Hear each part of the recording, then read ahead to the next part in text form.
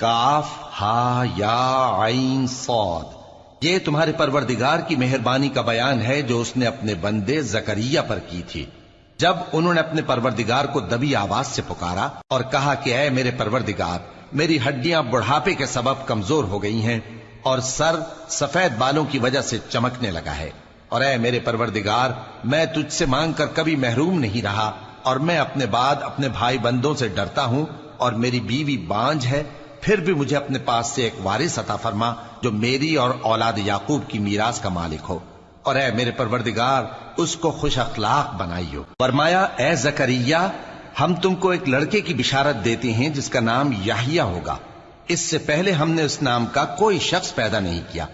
انہوں نے کہا کہ پروردگار، میرے ہاں کس طرح لڑکا ہوگا جبکہ میری بیوی بانجھ ہے اور میں بڑھاپے کی اس حالت کو پہنچ گیا کہ سوکھ گیا ہوں؟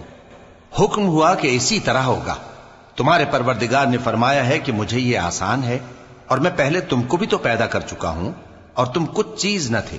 کہا کہ پروردگار، میرے لیے کوئی نشانی مقرر فرما۔ فرمایا نشانی یہ ہے کہ تم صحیح و سالم ہوتے ہوئے 3 رات دن لوگوں سے بات نہ کر سکو گے۔ پھر وہ عبادت کے حجرے سے نکل کر اپنی قوم کے پاس آئے تو ان سے اشارے سے کہا کہ صبح و شام تسبیح کرتے رہو۔ فرمایا اے یحییٰ، ہماری کتاب کو مضبوطی سے تھامے رہو، اور ہم نے ان کو لڑکپن ہی میں دانائی عطا فرمائی تھی اور اپنے پاس سے شفقت اور پاکیزگی دی تھی، اور وہ پرہیزگار تھے اور وہ اپنے ماں باپ کے ساتھ نیکی کرنے والے تھے اور سرکش اور نافرمان نہیں تھے۔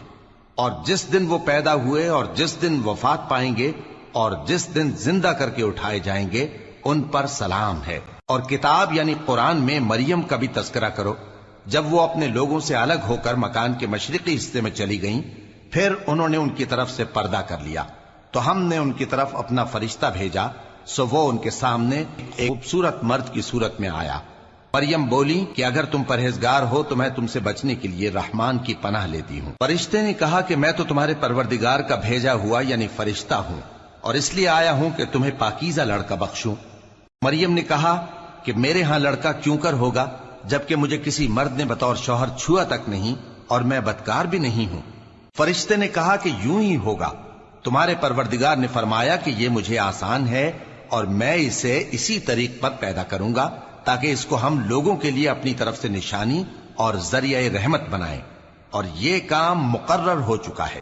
چنانچہ وہ اس بچے کے ساتھ حاملہ ہو گئیں اور اسے لے کر ایک دور جگہ چلی گئیں۔ پھر درد ذہ ان کو کھجور کے تنے کی طرف لے آیا، کہنے لگیں کہ کاش میں اس سے پہلے مر چکتی اور بھولی بسری ہو گئی ہوتی۔ تب ان کے ٹیلے کے نیچے کی جانب سے فرشتے نے ان کو آواز دی کہ غمناک نہ ہو، تمہارے پروردگار نے تمہارے نیچے ایک چشمہ پیدا کر دیا ہے، اور کھجور کے تنے کو پکڑ کر اپنی طرف ہلاؤ، وہ تم پر تازہ عمدہ کھجوریں گرائے گا، تو کھاؤ اور پیو اور آنکھیں ٹھنڈی کرو۔ اگر تم کسی آدمی کو دیکھو تو کہنا کہ میں نے اللہ کے لیے روزے کی منت مانی، تو آج میں کسی آدمی سے ہرگز کلام نہیں کروں۔ پھر وہ اس بچے کو اٹھا کر اپنی برادری والوں کے پاس لے آئیں۔ وہ کہنے لگے کہ مریم، یہ تو نے برا کام کیا۔ اے ہارون کی بہن، نہ تو تیرا باپ ہی برا آدمی تھا اور نہ تیری ماں ہی بدکار تھی۔ تو مریم نے اس بچے کی طرف اشارہ کیا۔ وہ بولے کہ ہم اس سے کہ گود کا بچہ ہے کیسے بات کریں؟ بچے نے کہا کہ میں اللہ کا بندہ ہوں، اس نے مجھے کتاب دی ہے اور نبی بنایا ہے، اور میں جہاں ہوں اور جس حال میں ہوں اس نے مجھے صاحب برکت بنایا ہے، اور جب تک زندہ ہوں مجھ کو نماز اور زکوٰۃ کا ارشاد فرمایا ہے، اور مجھے اپنی ماں کے ساتھ نیک سلوک کرنے والا بنایا ہے اور سرکش و بدبخت نہیں بنایا، اور جس دن میں پیدا ہوا اور جس دن مروں گا اور جس دن زندہ کر کے اٹھایا جاؤں گا مجھ پر سلام ہے۔ یہ مریم کے بیٹے عیسیٰ ہیں، اور یہ سچی بات ہے جس میں لوگ شک کرتے ہیں۔ اللہ کو شایع نہیں کہ کسی کو بیٹا بنائے، وہ پاک ہے۔ جب کسی چیز کا ارادہ کرتا ہے تو اس کو یہی کہتا ہے کہ ہو جا، تو وہ ہو جاتی ہے۔ اور بے شک اللہ ہی میرا اور تمہارا پروردگار ہے، تو اسی کی عبادت کرو، یہی سیدھا رستہ ہے۔ پھر اہل کتاب کے فرقوں نے باہم اختلاف کیا، سو جو لوگ کافر ہوئے ہیں ان کو بڑے دن یعنی قیامت کے روز حاضر ہونے سے خرابی ہے۔ وہ جس دن ہمارے سامنے آئیں گے کیسے سننے والے اور کیسے دیکھنے والے ہوں گے، مگر ظالم آج کھلی گمراہی میں ہیں۔ اور ان کو حسرت و افسوس کے دن سے ڈرا دو جب بات فیصل کر دی جائے گی اور وہ غفلت میں پڑے ہوئے ہیں اور ایمان نہیں لاتے۔ ہم ہی زمین کے اور جو لوگ اس پر بستے ہیں ان کے وارث ہوں گے اور ہماری ہی طرف ان کو لوٹنا ہوگا۔ اور کتاب میں ابراہیم کا ذکر کرو، بے شک وہ نہایت سچے تھے، پیغمبر تھے۔ جب انہوں نے اپنے باپ سے کہا کہ ابا، آپ ایسی چیزوں کو کیوں پوچھتے ہیں جو نہ سنیں اور نہ دیکھیں اور نہ آپ کے کچھ کام آ سکیں؟ ابا، مجھے ایسا علم ملا ہے جو آپ کو نہیں ملا، تو میرے ساتھ ہو جائیے، میں آپ کو سیدھی راہ پر لے چلوں گا۔ ابا، شیطان کی پوجا نہ کیجیے، بے شک شیطان اللہ کا نافرمان ہے۔ ابا، مجھے ڈر لگتا ہے کہ آپ کو اللہ کا عذاب آ پکڑے تو آپ شیطان کے ساتھی ہو جائیں۔ اس نے کہا کہ ابراہیم، کیا تو میرے معبودوں کے خلاف ہے؟ اگر تو باز نہ آئے گا تو میں تجھے سنسار کر دوں گا اور تو ہمیشہ کے لیے مجھ سے دور ہو جا۔ ابراہیم نے سلام علیکم کہا اور کہا کہ میں آپ کے لیے اپنے پروردگار سے بخشش مانگوں گا، بے شک وہ مجھ پر نہایت مہربان ہے، اور میں آپ لوگوں سے اور جن کو آپ اللہ کے سوا پکارا کرتے ہیں ان سے کنارہ کرتا ہوں اور اپنے پروردگار ہی کو پکاروں گا۔ امید ہے کہ میں اپنے پروردگار کو پکار کر محروم نہیں رہوں گا۔ اور جب ابراہیم ان لوگوں سے اور جن کی وہ اللہ کے سوا پرستش کرتے تھے الگ ہو گئے تو ہم نے ان کو اسحاق اور اسحاق کو یعقوب بخشے اور ہر ایک کو پیغمبر بنایا، اور ہم نے ان کو اپنی رحمت سے بہت سی چیزیں عنایت کی اور ان کا ذکر جمیل بلند کیا۔ اور کتاب میں موسیٰ کا بھی ذکر کرو، بے شک وہ ہمارے برگزیدہ تھے اور رسول تھے، نبی تھے، اور ہم نے ان کو طور کی داہنی طرف سے پکارا اور باتیں کرنے کے لیے نزدیک بلایا، اور اپنی مہربانی سے ان کو ان کا بھائی ہارون پیغمبر بنا کر عطا کیا۔ اور کتاب میں اسماعیل کا بھی ذکر کرو، وہ وعدے کے سچے اور رسول تھے، نبی تھے، اور وہ اپنے گھر والوں کو نماز اور زکوٰۃ کا حکم کرتے تھے اور اپنے پروردگار کے ہاں پسندیدہ تھے۔ اور کتاب میں ادریس کا بھی ذکر کرو، وہ بھی نہایت سچے تھے، نبی تھے، اور ہم نے ان کو اونچی جگہ اٹھا لیا تھا۔ یہ وہ لوگ ہیں جن پر اللہ نے اپنے پیغمبروں میں سے فضل کیا، یعنی اولاد آدم میں سے اور ان لوگوں میں سے جن کو ہم نے نوح کے ساتھ کشتی میں سوار کیا، اور ابراہیم اور یعقوب کی اولاد میں سے اور ان لوگوں میں سے جن کو ہم نے ہدایت دی اور جنہیں برگزیدہ کیا۔ جب ان کے سامنے ہماری آیتیں پڑھی جاتی تھیں تو سجدے میں گر پڑتے اور روتے رہتے تھے۔ پھر ان کے بعد چند ناخلف ان کے جانشین ہوئے جنہوں نے نماز کو ضائع کر دیا اور خواہشات نفسانی کے پیچھے لگ گئے، سو ان قریب ان کو گمراہی کی سزا ملے گی۔ ہاں، جس نے توبہ کی اور ایمان لایا اور عمل نیک کیے تو ایسے لوگ بہشت میں داخل ہوں گے اور ان کا ذرا نقصان نہ کیا جائے گا، یعنی ہمیشہ کی بہشتوں میں جس کا اللہ نے اپنے بندوں سے وعدہ کیا ہے کہ جو ان کی آنکھوں سے پوشیدہ ہے۔ بے شک اس کا وعدہ نیکوکاروں کے سامنے آنے والا ہے، وہ اس میں سلام کے سوا کوئی بیہودہ کلام نہ سنیں گے اور ان کو صبح و شام کھانا ملے گا۔ یہی وہ جنت ہے جس کا ہم اپنے بندوں میں سے ایسے شخص کو مالک بنائیں گے جو پرہیزگار ہوگا۔ اور فرشتوں نے پیغمبر کو جواب دیا کہ ہم تمہارے پروردگار کے حکم کے سوا اتر نہیں سکتے۔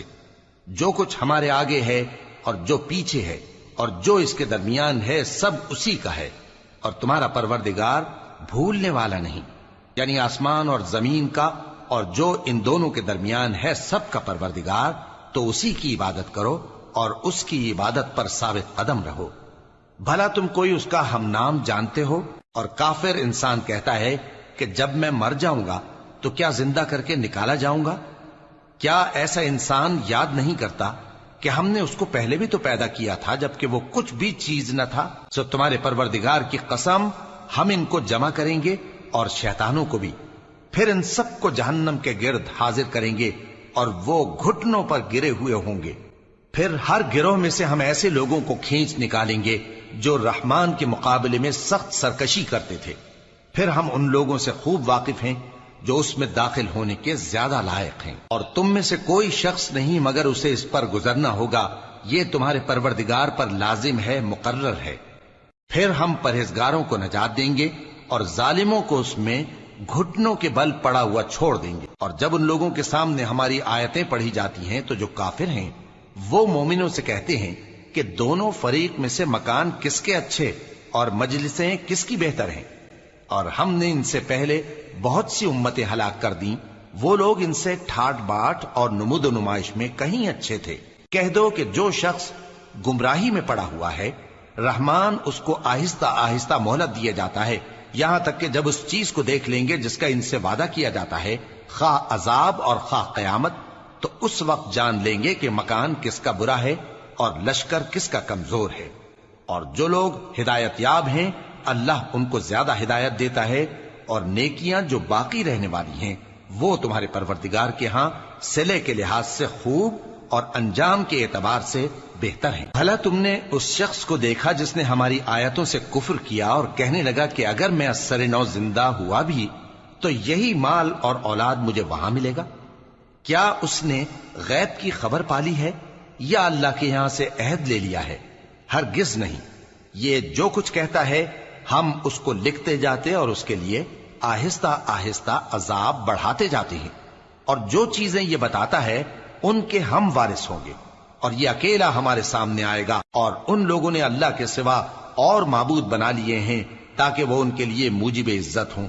ہرگز نہیں، وہ معبود ان کی پرستش سے انکار کریں گے اور ان کے دشمن و مخالف ہوں گے۔ کیا تم نے نہیں دیکھا کہ ہم نے شیطانوں کو کافروں پر چھوڑ رکھا ہے کہ وہ ان کو خوب اکساتے رہتے ہیں؟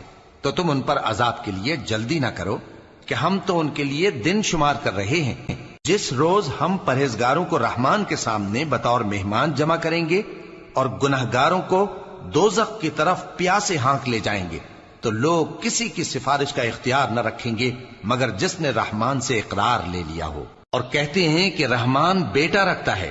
ایسا کہنے والوں، یہ تو تم بری بات زبان پر لاتے ہو۔ قریب ہے کہ اس جھوٹ سے آسمان پھٹ پڑیں اور زمین شق ہو جائے اور پہاڑ پارا پارا ہو کر گر پڑیں کہ انہوں نے رحمان کے لیے بیٹا تجویز کیا، اور رحمان کو شایع نہیں کہ کسی کو بیٹا بنائے۔ ہر شخص جو آسمانوں اور زمین میں ہے رحمان کے روبرو بطور بندہ ہی آئے گا۔ اس نے ان سب کو اپنے علم سے گھیر رکھا اور ایک ایک کو شمار کر رکھا ہے، اور یہ سب قیامت کے دن اس کے سامنے اکیلے اکیلے حاضر ہوں گے۔ اور جو لوگ ایمان لائے اور عمل نیک کیے، رحمان ان کی محبت مخلوقات کے دل میں پیدا کر دے گا۔ اے پیغمبر صلی اللہ علیہ وآلہ وسلم، ہم نے یہ قرآن تمہاری زبان میں آسان بنا کر نازل کیا ہے تاکہ تم اس سے پرہیزگاروں کو خوشخبری پہنچا دو اور جھگڑالوؤں کو ڈر سنا دو۔ اور ہم نے ان سے پہلے بہت سے گروہوں کو ہلاک کر دیا ہے۔ بھلا تم ان میں سے کسی کو دیکھتے ہو یا کہیں ان کی بھنک سنتے